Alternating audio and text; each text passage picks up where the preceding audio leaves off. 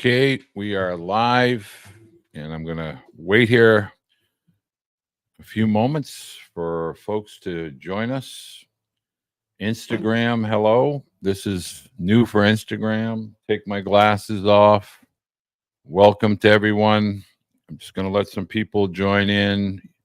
If you're joining me on YouTube or Twitter or Facebook or Instagram, I encourage you to be able to enter your questions, join the discussion. Go ahead and type your questions in there. It'll come up, and I'll put my spectacles on, and we'll go ahead and answer some questions here.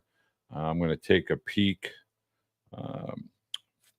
See Finders Newburyport. Thank you for joining us, Miss Finders of Newburyport. Tonight we're going to do some Q&A from some parents that have been submitting questions throughout the weekend and the early part of this week, and I thought it would be appropriate for me to do this live because I think it adds value, and it also allows me to kind of shoot directly from the hip. So again, if you're watching here on Instagram and you can hear me, I'd love to see you give me some 1, 2, or 3. Just let me know that you can see me, hear me, everything is going okay. Same for you in Twitter and YouTube. This is a topic, at this time of year, a lot of parents, a lot of families in general, they begin to get a little antsy. We start to do a lot of discussion. If we're the parent of a high school senior, or in today's world, the high school junior, we begin to discuss the prospects of college, all of the, admissions questions, financial aid, transcripts, test scores, athletic evaluations, and things of that nature.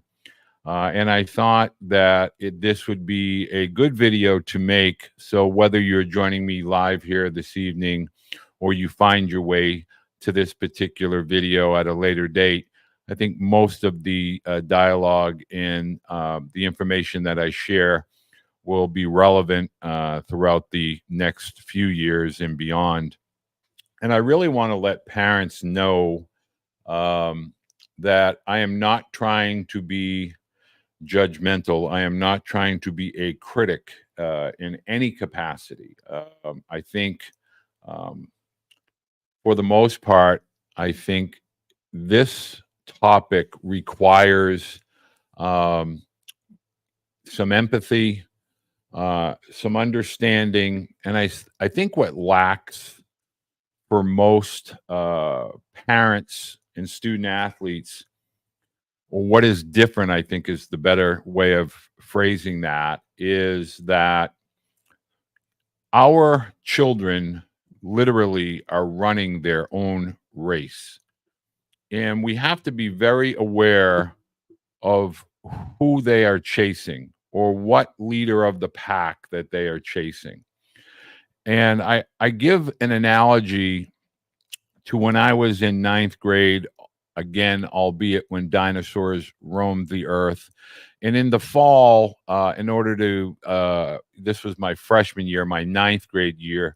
And back then, freshmen were not part of the high school experience. They were part of the junior high experience. And I ran cross country. And I lived in a neighborhood that was very competitive with regard to cross country. And every year in the city of Lynn,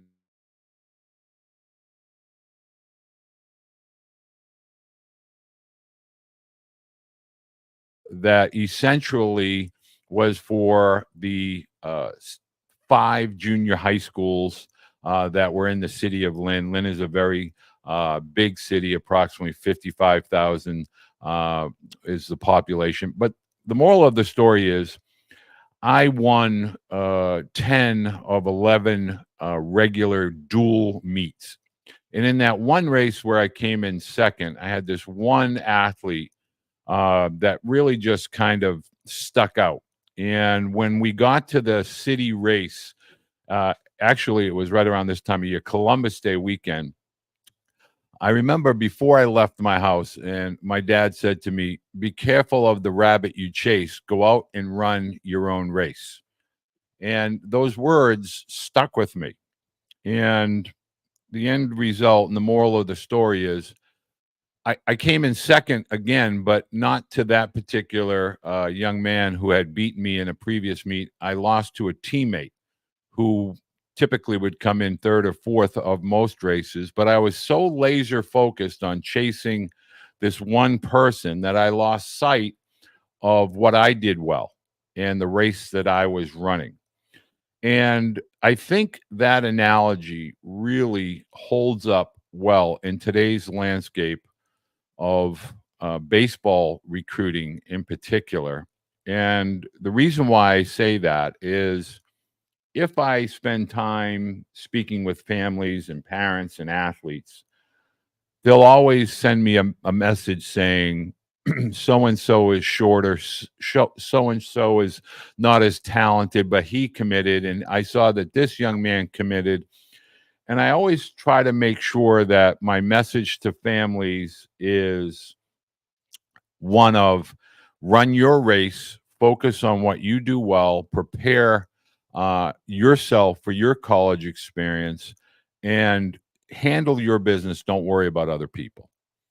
You know, it is very easy for us as parents to look to the past and say, well, this has been, done. Student athletes had committed their sophomore, freshman year. That no longer is applicable. This student athlete, he doesn't throw as hard as my son, but yet he signed with school X, and my son still hasn't gotten a phone call. So I want to really begin to start there.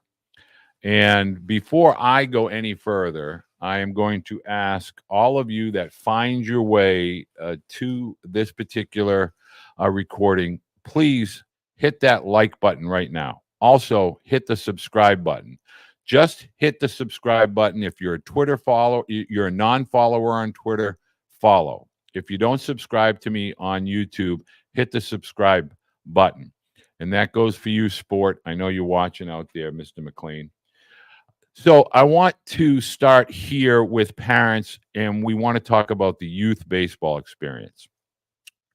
I get asked all the time via direct messages and emails. I have paid so and so, pick your recruiting service of choice, and I'm being asked to pay 4,000, 8,000, 10,000, 9,000. Pick your cost. But can you help me? Can you answer my questions? Now, I used to take it personal, but I don't anymore.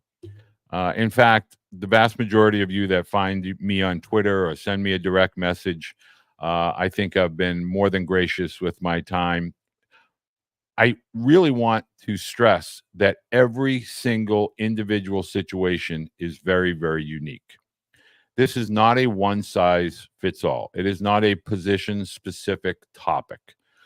Just because you're a pitcher and you're this height in these metrics doesn't mean you're automatically going to be green lighted to play in a Power Five conference. Just because you're a left-hand hitter and you hit really well doesn't mean you're guaranteed to go to a certain level of college athletics.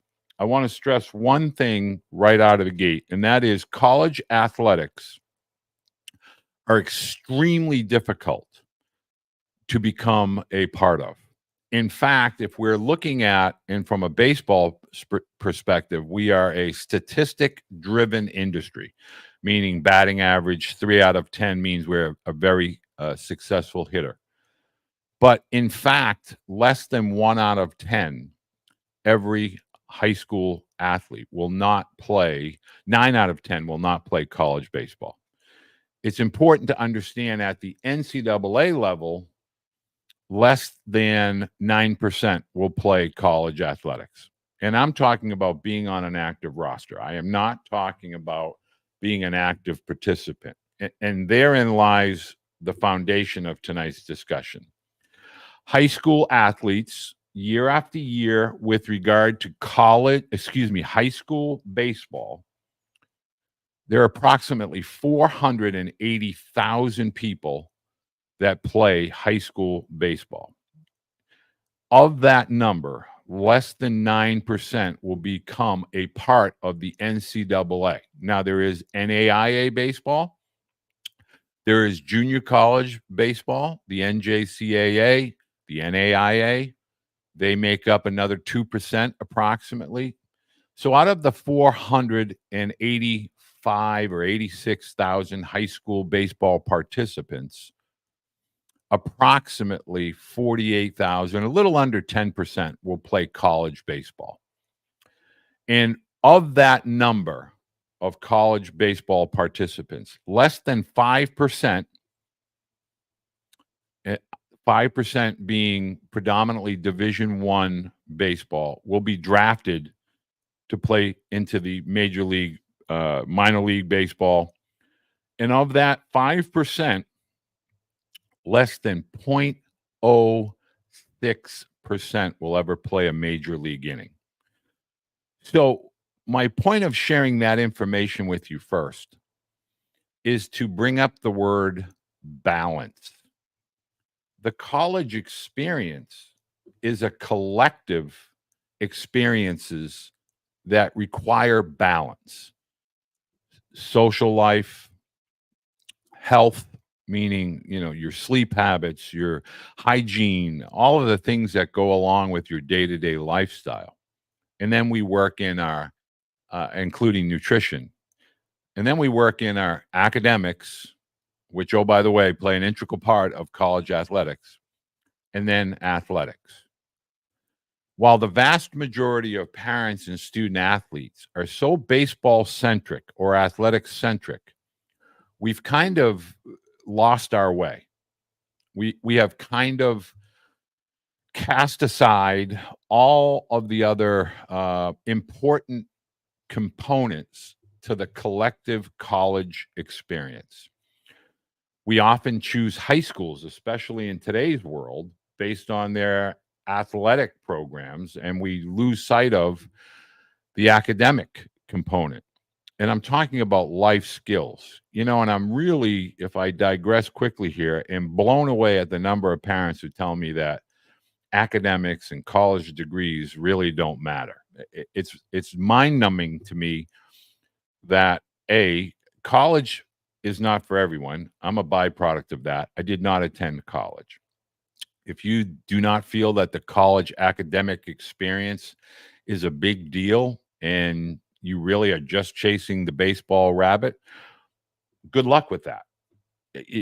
Go have fun and knock yourself out. But if you're going to pay, which the vast majority, I would say 90% of families, and I'll get to the Division One world in a second, but 90% of parents are going to pay, or students are going to take out student loans for some portion, if not a great deal of the academic 4-year experience, that you're going to pay either out of pocket or via the student loan processes. So for me, I really believe that a lot of what the industry is doing to families is creating a baseball-centric discussion that really is not healthy or long-term beneficial to student athletes. Because within the college experience, there will be a lot of heartache. There will be a lot of obstacles, hurdles, disappointment, lots of disappointment. We look around social media. You're watching me tonight on social media, and I want people to understand all it takes is to go one flip down your phone at any social media feed, and we see a litany of student athletes decommitting. What student athlete is decommitting? They were told there was no room at the inn. Nobody is decommitting from pick your school. Kentucky, Wake Forest, Duke, Notre Dame, pick your schools. Unless there is a family health crisis or something that requires a student decommitting. Decommitting simply means there's no room at the inn. The coaches have told me that it would be in my best interest to reopen my college recruiting, and therefore I'm waving to everybody saying, I am free. I am no longer married. I am no longer dating.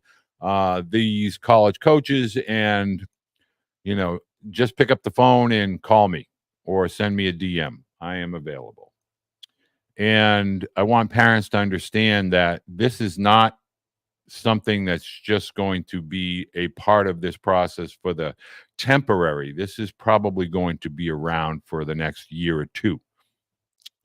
And what I am doing here this evening is trying to bring some sense of understandings, a game plan. Now, I talk to a lot of parents.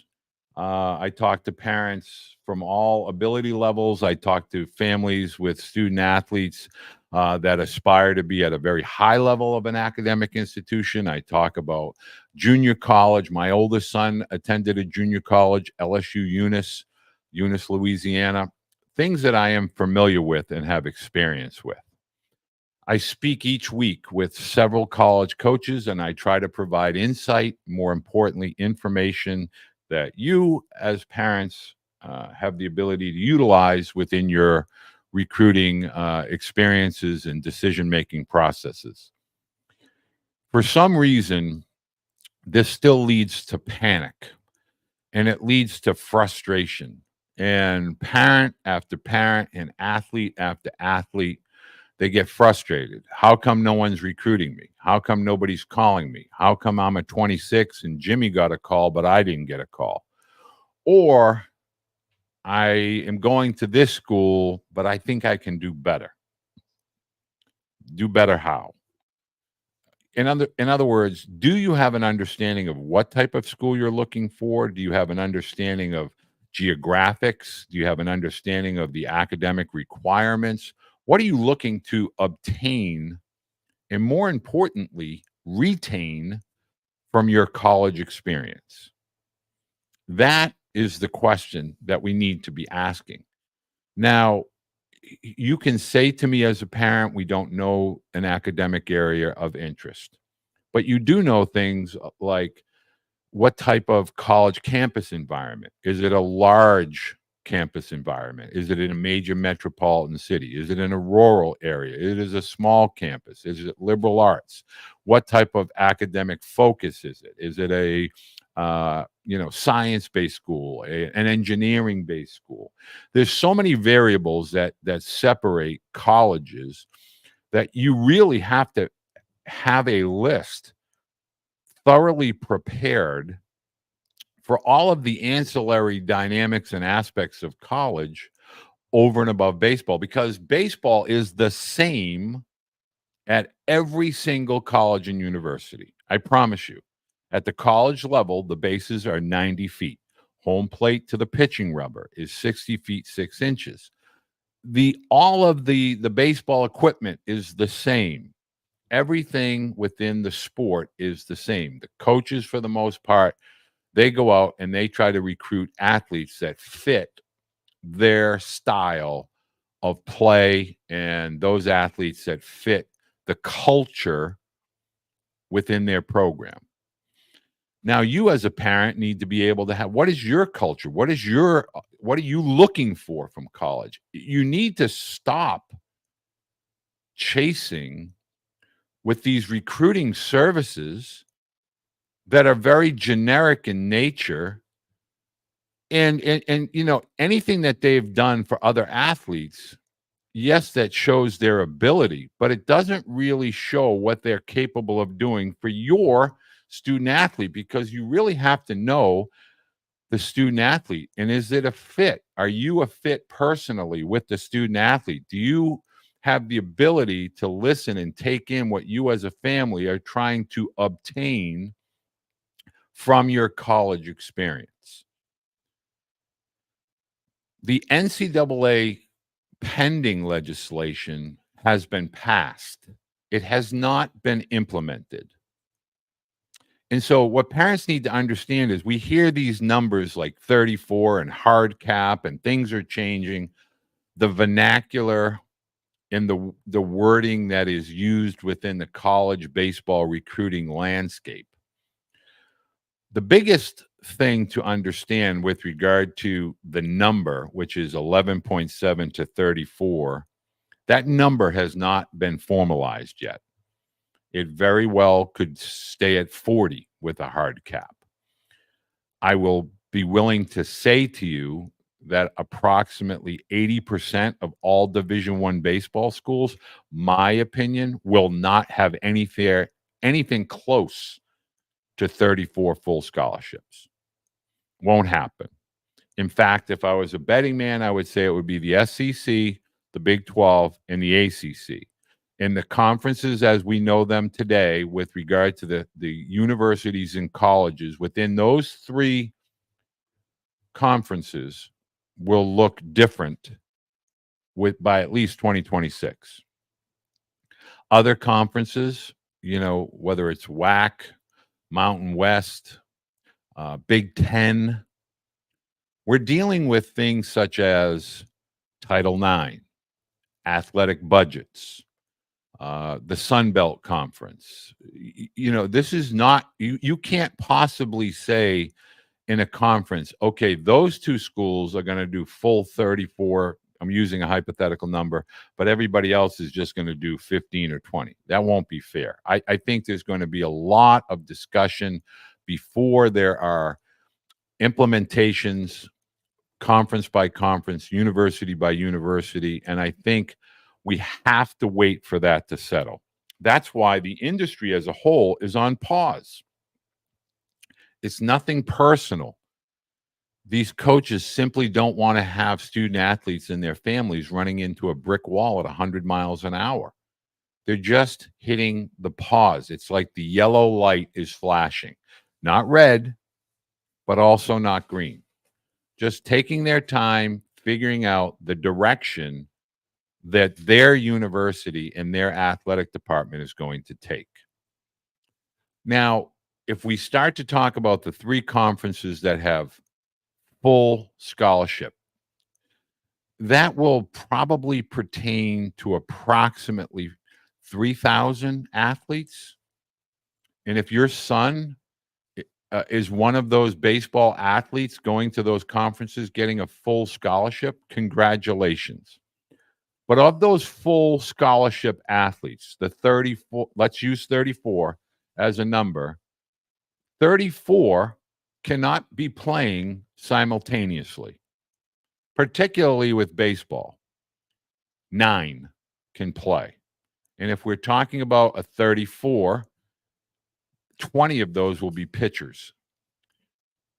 So you're talking about 12 to 14 athletes that'll be position players, of which 8 will be between the lines in any one given game, maybe some substitutes. So my point of saying that to you is you have to take a deep dive and look closely. Why are there so many athletes in the portal? Why are so many athletes decommitting? It's about opportunity. It's about playing time. Because if you're not playing, you're not getting scouted.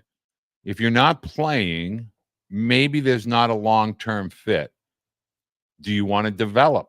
We had Tim Corbin on a couple of weeks ago. He spoke quite candidly, as a matter of fact, as did Reggie Christensen from Sacramento State University, among other coaches that talk about their desire to develop the high school student athlete.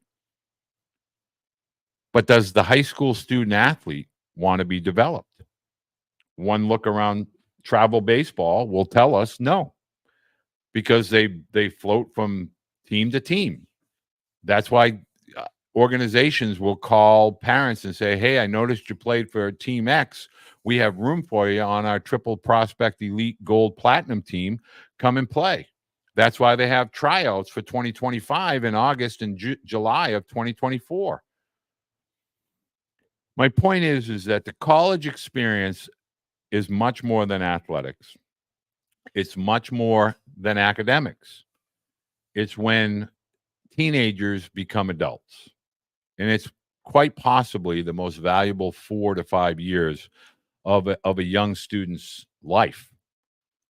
Learning life skills, social skills, interaction skills, negotiating skills, a lot of things that they will carry into their adulthood as a potential spouse, a potential parent, employee, or employer. So when we start to talk about college, I really think it's a deeper discussion about what we're looking for from the whole coaching college experience. And I really want parents to understand we should be looking for life mentors for our student athletes. I had two of the best, Tim Corbin and Jeff Willis, for my sons, and they still maintain contact to this day. And I think it's a integral part of the college selection process because you don't want to go to a school that considers your student athlete to be disposable, meaning take a deep dive and see if a school recruits X number of high school athletes, how many actually stay into their sophomore and junior year, how many actually graduate. This is why you can utilize tools such as the Baseball Blue Book and Pro Radar with the technology to do that deeper dive on each and every school. Now, the next topic I'd like to cover is the Division III, the Division II, and the NAIA. What has each of those coaching staffs, all of those coaches collectively, have used the term physicality, or how do they impact a team, impact a baseball, strength? But yet, when do we make time for strength?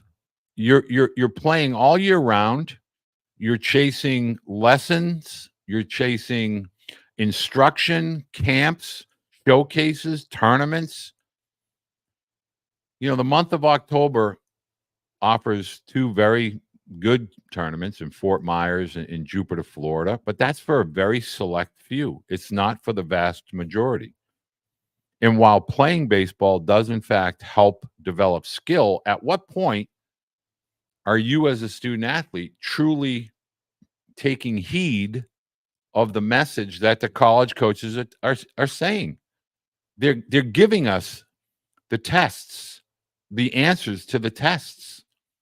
If you want to play and you want to get between the lines when you come to college, NAIA, JUCO, NCAA, be ready, be strong, be physically prepared to compete when your feet hit campus, time after time, coach after coach. But yet, when I start to talk to families, and I paid $5,000, $8,000, $9,000, $10,000, and all I do is get videos of games after games, and 6'1", 170 pounds, and these showcases where they're getting athlete after athlete, and they don't run a sub 760. They're 7'2" to 7'8". Their arm strength, which everybody chases with a plyo ball, but nobody does the core or the lower half or the squats, the split squats, the farmer walks, all of the integral parts to grip strength and lower half strength. Nobody does those things. They think there's a secret in the bottle and the pill and the ball that they're going to get just by doing reps. You must begin to understand how big of a challenge awaits your student athlete at the collegiate level. College coaches are college coaches because the universities feel that they can prepare a team to be A, competitive, B, successful, and most importantly, be a true and accurate representative of that college and university. It's not a singular focus of baseball skill. It takes a combined, collaborative, creative kind of mindset for a student athlete to be mentally, physically, and skillfully prepared to compete at the collegiate level.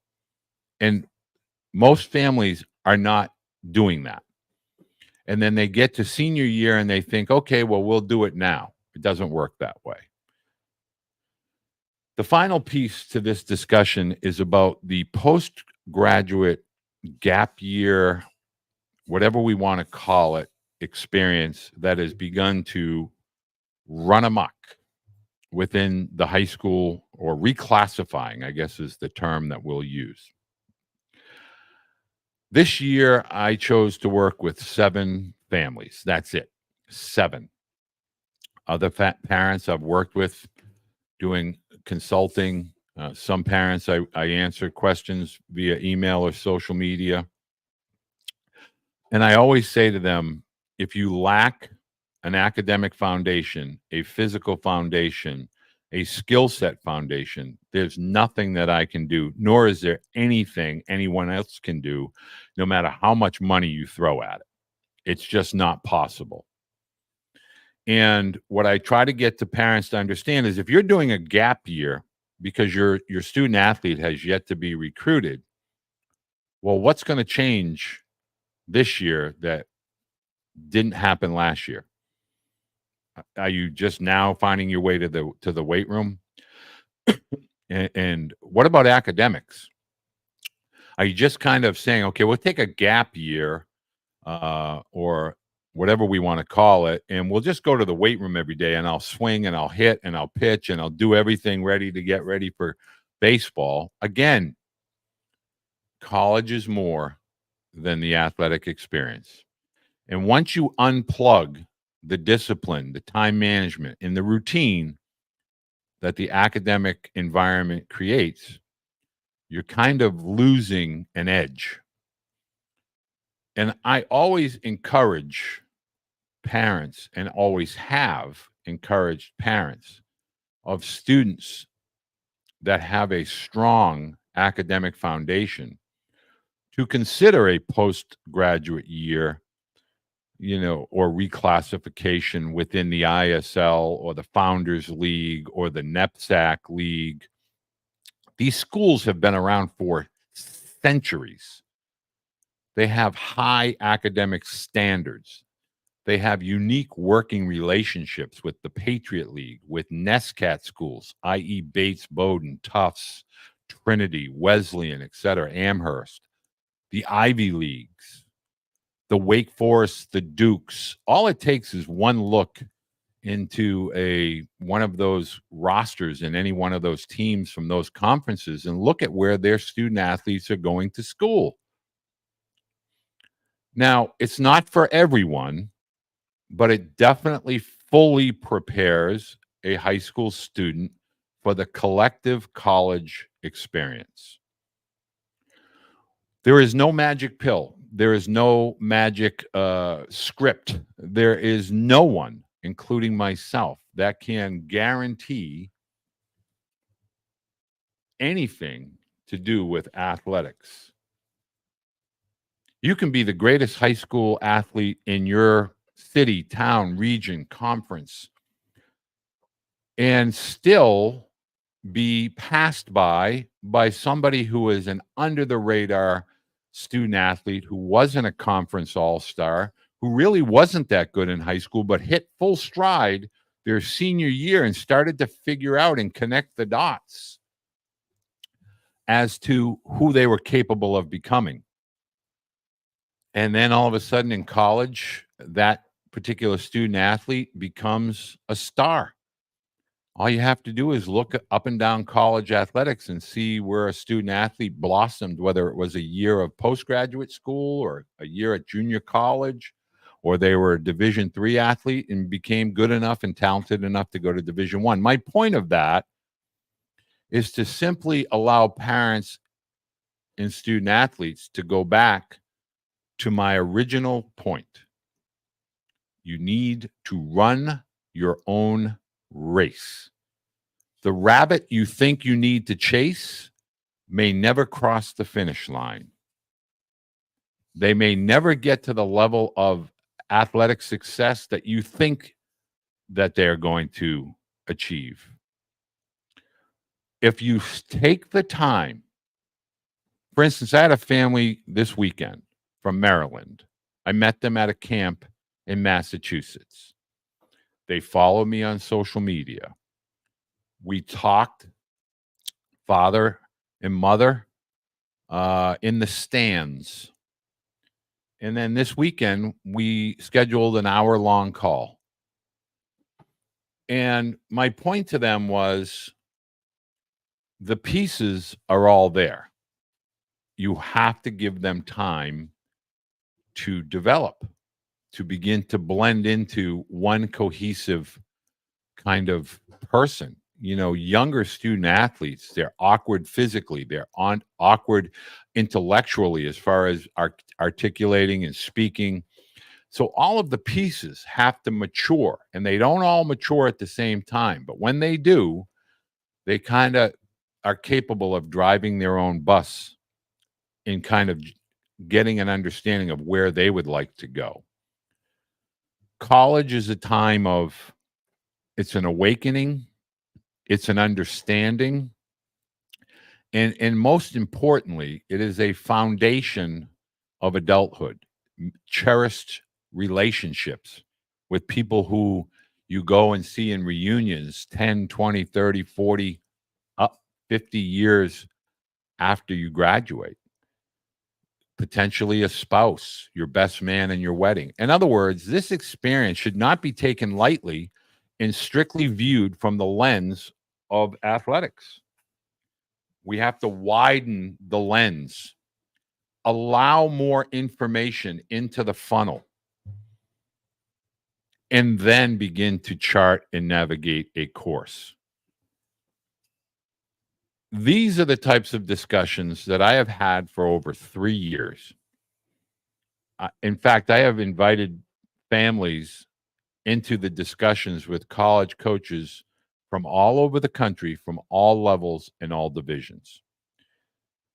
It's mind-boggling to me when a parent, and I know they're innocent, I know they're not trying to say it in a negative way, but when a parent will say, they'll type up an email that's 10 paragraphs long, and they'll say, "Oh, I used this service and it hasn't been what I thought it would be, so I thought I would ask you." And I don't mind answering those questions. But what I have a tough time understanding is how, as a parent or as a student athlete, I am more than willing to help people. But for $2.99 on Twitter or $4.99 on YouTube, I don't understand how, this is not something that is palatable. I get called out on Twitter when I offer an online course, a very detailed online course. And I took that down because nobody seemed interested. 43 years, my forte, my skill set, as Liam Nielsen will say, is very, very specific and very, very special. In fact, I would argue to say that the attention to detail and the resources and the access that I have from a player's, coach's, but most importantly, a parent's perspective is very unique. Most recruiting services are former players, they're former coaches.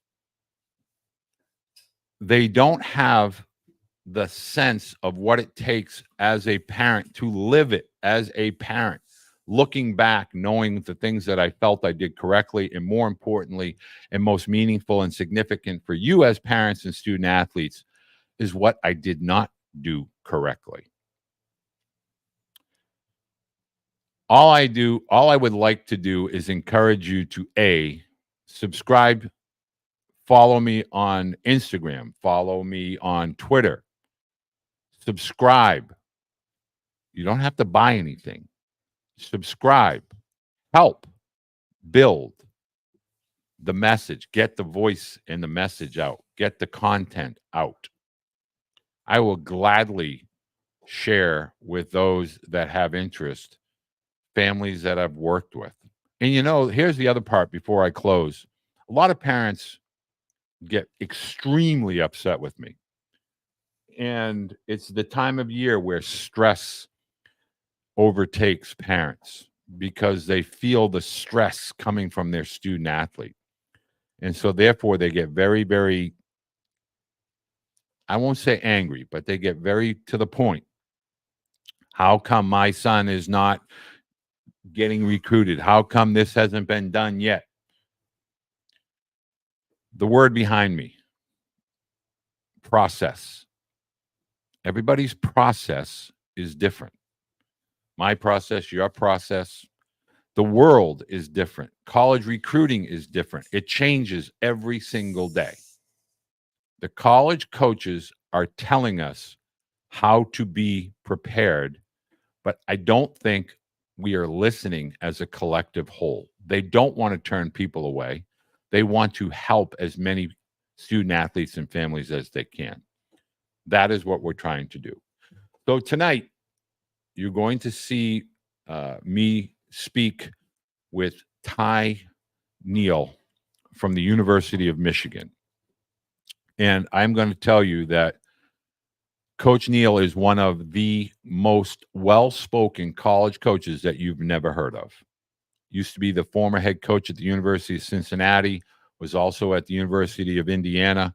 Big Ten baseball is undergoing massive changes. UCLA, USC, Oregon, and Washington now part of the Big Ten. There are lots of changes coming to college athletics.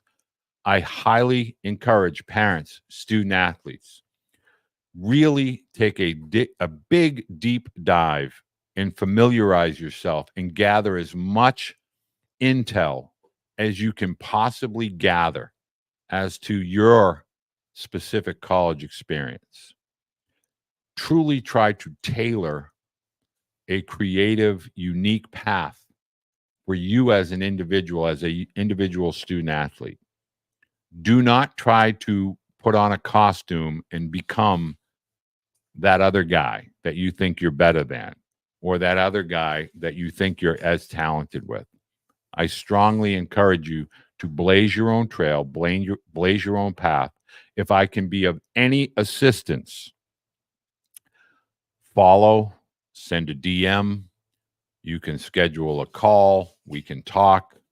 It can be as simple as an evaluation of a video. The number one thing I will say in closing is look at your student athlete through the lens of a college coach and not as a parent.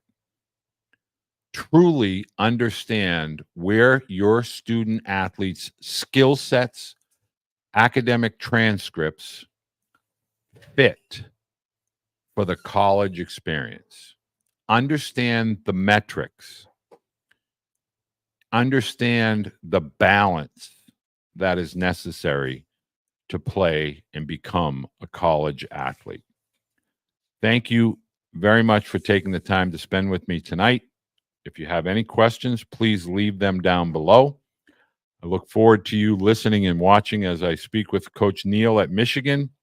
And after you hear from Coach Neal, if you have any questions, please feel free to send us a comment. Comments and likes and thumbs up and interactions help an algorithm. If that's the least you can do, I would greatly appreciate it. And until next Thursday, when we have Northwestern join us, I hope you have a great week in baseball.